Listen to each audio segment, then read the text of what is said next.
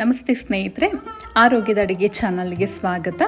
ನಾನಿವತ್ತು ಮಜ್ಜಿಗೆ ಹಾಗೆಯೇ ಬೆಲ್ಲದ ಪಾನಕ ಹಾಗೆ ಕೋಸಂಬರಿ ಮಾಡ್ತಾ ಇದ್ದೀನಿ. ವಿಶೇಷ ಏನು ಅಂದರೆ ನಾಳೆ ಶ್ರೀರಾಮ ನವಮಿ ಇರೋದ್ರಿಂದ ದೇವರ ನೈವೇದ್ಯಕ್ಕೆ ನಾವು ಇದನ್ನು ಮಾಡ್ತೀವಿ.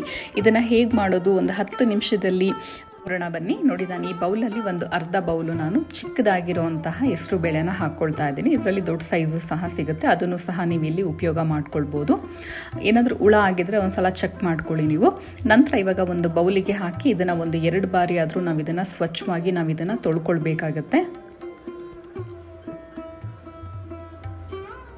ನಂತರ ಇವಾಗ ಒಂದು ಒಳ್ಳೆ ನೀರನ್ನ ಸೇರಿಸಿ ನಾನು ಇದನ್ನು ಸುಮಾರು ಒಂದು 2 ಅವರ್ಸು ನಾನು ನೆನೆಸಿ ಇಡ್ತಾ ಇದ್ದೀನಿ. ನೀವು ಬೇಕಾದರೆ 1 ಅವರ್ ಕೂಡ ಇದನ್ನು ನೆನೆಸಿ ಇಡ್ಬೋದು. ಇವಾಗ ನಾನು ಒಂದು 2 ಅವರ್ಸ್ ಆದಮೇಲೆ ನೋಡ್ತಾ ಇದ್ದೀರಾ, ಕಾಳು ಚೆನ್ನಾಗಿ ಹದವಾಗಿ ನೆಂದಿದೆ. ಇದನ್ನು ಈ ರೀತಿಯಾಗಿ ನೀರನ್ನ ಸಪ್ರೇಟ್ ಮಾಡ್ಕೊಳ್ತಾ ಇದ್ದೀನಿ. ನಂತರ ಈಗ ಅದು ನೀರು ಸ್ವಲ್ಪ ಡ್ರೈ ಆಗ್ತಾ ಇರಲಿ. ನಂತರ ನಾವು ಇವಾಗ ಡ್ರೈ ಆಗಿದೆ. ನಂತರ ಈಗ ಒಂದು ಬೌಲಿಗೆ ಹಾಕ್ಕೊಳ್ತಾ ಇದ್ದೀನಿ ಹೆಸರು ಬೇಳೆನ. ಹಾಗೆಯೇ ನೋಡಿ, ಚಿಕ್ಕದಾಗಿ ಹೆಚ್ಚಿಟ್ಕೊಂಡಿರುವಂತಹ ಎಳೆ ಸೌತೆಕಾಯಿ ನಾನಿಲ್ಲಿ ಒಂದಿನ ಬಳಸ್ತಾ ಇದ್ದೀನಿ. ನೀವಿಲ್ಲಿ ಎಷ್ಟು ಬೇಕಾದರೂ ಬಳಸ್ಕೊಳ್ಬೋದು. ಆದಷ್ಟು ಈ ಥರ ಎಳೆಯದಾಗಿರಬೇಕು, ಆವಾಗ ರುಚಿ ಚೆನ್ನಾಗಿರುತ್ತೆ. ಹಾಗೆಯೇ ಒಂದು ಹಸಿಮೆಣಸಿನಕಾಯಿ ಖಾರಕ್ಕೆ, ಹಾಗೆ ರುಚಿಗೆ ತಕ್ಕಷ್ಟು ಉಪ್ಪನ್ನ ಸೇರಿಸ್ಕೊಳ್ತಾ ಇದ್ದೀನಿ. ಹಾಗೆ ನೋಡಿ, ಒಂದು 1/4 ಟೀ ಸ್ಪೂನ್ಗಿಂತ ಕಮ್ಮಿ ನಾನಿಲ್ಲಿ ಸ್ವಲ್ಪ ಪೆಪ್ಪರ್ ಪೌಡರ್ ಹಾಕ್ಕೊಳ್ತಾ ಇದ್ದೀನಿ. ಹಾಗೆ ಫ್ರೆಶ್ ಆಗಿರುವಂತಹ ತೆಂಗಿನಕಾಯಿ ತುರಿ ಹಾಕ್ಕೊಳ್ತಾ ಇದ್ದೀನಿ. ಹಾಗೆ ಸ್ವಲ್ಪ ಕೊತ್ತಂಬರಿ ಸೊಪ್ಪು, ಇದೆಲ್ಲನೂ ಒಟ್ಟಿಗೆ ಸೇರಿಸ್ಕೊಂಡು ಇದನ್ನು ಮಿಕ್ಸ್ ಮಾಡ್ಕೊಳ್ತಾ ಇದ್ದೀನಿ.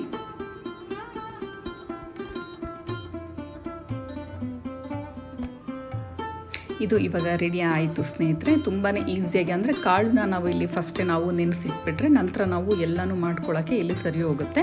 ಇವಾಗ ಇಲ್ಲಿ ಕೋಸಂಬರಿ ಮಾಡ್ಕೊಂಡಿದ್ದಾಗಿದೆ.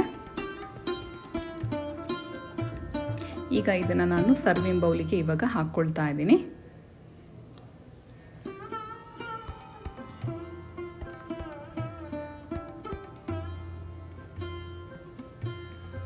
ಇವಾಗ ಸರ್ವ್ ಮಾಡ್ಕೊಂಡಿದ್ದೀನಿ.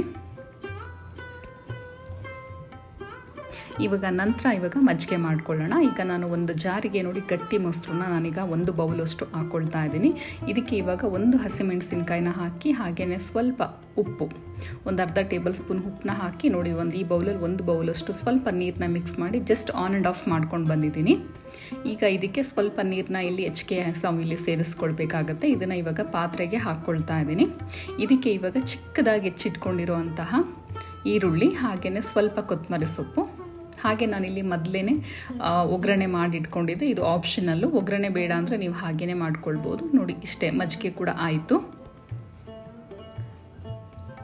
ತುಂಬಾ ಸಿಂಪಲ್ಲಾಗಿ. ಇದಕ್ಕೆ ಬೇಕಾದ್ರೆ ನೀವು ಶುಂಠಿ ಬೇಕಾದರೂ ಹಾಕ್ಕೊಳ್ಬೋದು. ನಂತರ ಇವಾಗ ನಾವು ಬೆಲ್ಲದ ಪಾನಕ ಮಾಡ್ಕೊಳ್ಳೋಣ. ಇವಾಗ ಮೊದಲನೇದಾಗಿ ನಾನಿಲ್ಲಿ ಕರ್ಬೂಜ ಹಣ್ಣನ್ನು ತೊಗೊಂಡಿದ್ದೀನಿ. ಆದಷ್ಟು ಸ್ವಲ್ಪ ಇದು ಮೇಲ್ಗಡೆ ನಾವು ಇದನ್ನು ಶುಭ್ರವಾಗಿ ನಾವು ಇದನ್ನು ತೊಳ್ಕೊಳ್ಬೇಕಾಗತ್ತೆ. ಈಗ ತೊಳ್ಕೊಂಡಿದ ನಂತರ ಈಗ ಒಂದನ್ನು ಇಲ್ಲಿ 2 ಭಾಗಗಳಾಗಿ ಮಾಡ್ಕೊಳ್ತಾ ಇದ್ದೀನಿ. ಸ್ವಲ್ಪ ಆದಷ್ಟು ಹಣ್ಣಾಗಿರುವಂಥದ್ದನ್ನು ನಾವಿಲ್ಲಿ ತೊಗೊಳ್ಬೇಕಾಗತ್ತೆ. ಈ ಒಳಗಡೆ ಬೀಜ ಏನಿದೆ ಇದನ್ನು ನಾವು ಸ್ಪೂನಿಂದ ನಾವು ಈ ರೀತಿಯಾಗಿ ಇದನ್ನು ತೆಗೆದು ಒಂದು ಪಾತ್ರೆಗೆ ಹಾಕ್ಕೊಳ್ಬೇಕಾಗತ್ತೆ.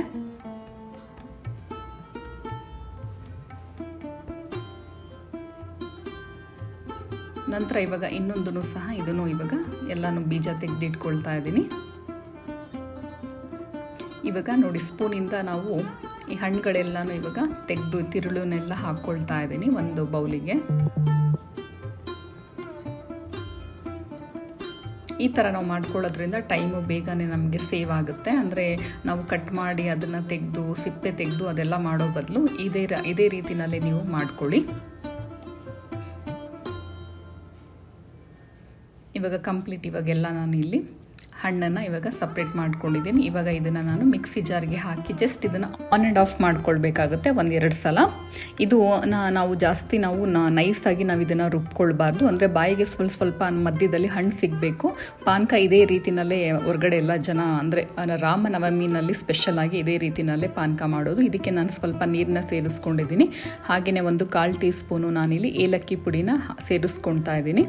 ಹಾಗೆಯೇ 1 ಕಪ್ಪು ಆರ್ಗ್ಯಾನಿಕ್ ಬೆಲ್ಲನ ನಾನಿಲ್ಲಿ ಸೇರಿಸ್ಕೊಳ್ತಾ ಇದ್ದೀನಿ. ನೀವಿಲ್ಲಿ ಉಂಡೆ ಬೆಲ್ಲನ ಕುಟ್ಟಿ ಪುಡಿ ಮಾಡಿ ನೀವು ಒಂದು 1/4 ಗಂಟೆ ಮುಂಚೆನೇ ನೀವು ನೀರಲ್ಲಿ ನೆನೆಸ್ಬಿಟ್ಟು ನಂತರ ನೀವು ಶೋಧಿಸ್ಬಿಟ್ಟು ಈ ಥರ ಅಂದರೆ ಹಣ್ಣಿಗೆ ನೀವಿಲ್ಲಿ ಸೇರಿಸ್ಕೊಳ್ಳಿ.